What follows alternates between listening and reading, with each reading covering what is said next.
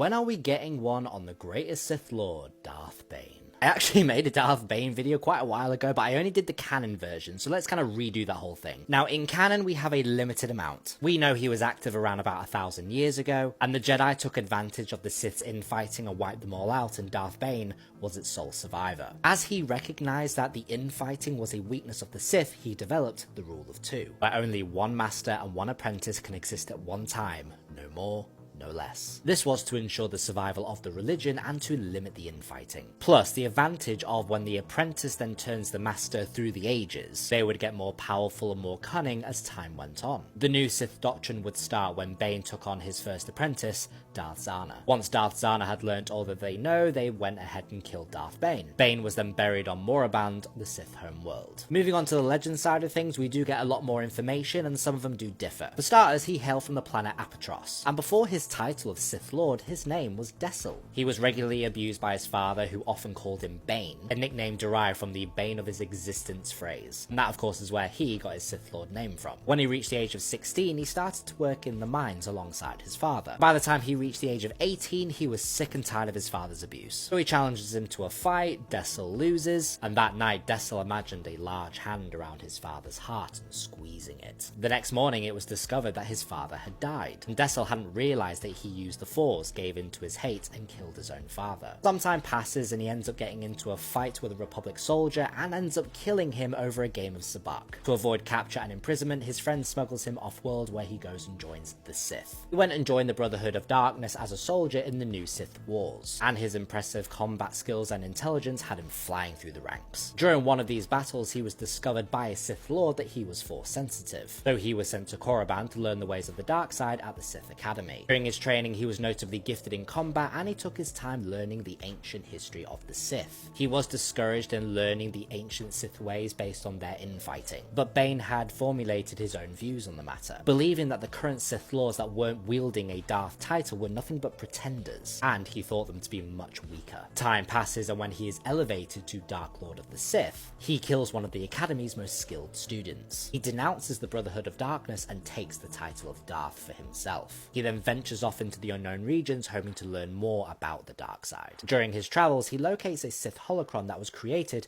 by Darth Revan. Having studied the holocron, he came to the conclusion that he'd learned a lot more from a single holocron than he had throughout his entire time with the Brotherhood of Darkness. From this, he decided that the Brotherhood of Darkness needed to be destroyed if they were going to win their fight against the Jedi. He decided to return to known space, and after dealing with an assassination attempt via poison, he travelled to Ruusan to fight the Jedi alongside the Brotherhood of Darkness, but also began his plans to destroy them as well. He revealed to the Brotherhood of Darkness the Thought Bomb, the one that he learned from the holocron. He then used this to kill all of the Sith, and because the Jedi weren't aware of Bane's existence, they assumed that all of the Sith were wiped out. Now, after the planet, Bane wandered the planet and he discovered a young Force-sensitive girl, Zana. Bane then took her on as his apprentice and taught her the Rule of Two. Fast forward a few years later, and after a confrontation with a few Jedi, and then remaining in secret the entire time, and then learning how to transfer his consciousness into another person, Zana had felt it was time to finally challenge her master. But Bane said that she was unworthy to take the Dark Lord mantle from him. They briefly fight, but then Zana was forced to flee. Then, after his lightsaber was taken from some captors, it was returned to him by an Iktochi woman that wished to learn the ways of the dark side. Bane accepted to teach her in the ways of the Sith, and she was dubbed as Darth Cognos. Later, he calls Zana to hash it out and to see who will be the victor. The two meet, they duel, and they throw everything they have at each other, and it left with Bane attempting to take over Zana's body. Within, the two tries to push each other out into the Great Void, which is more or less permanent death. Ultimately, Zana was victorious in this duel, and Bane was no more. Zana then went on to take on Darth Cognos as her apprentice, and continues the Rule of Two that Darth Bane initially put in place. Darth Bane,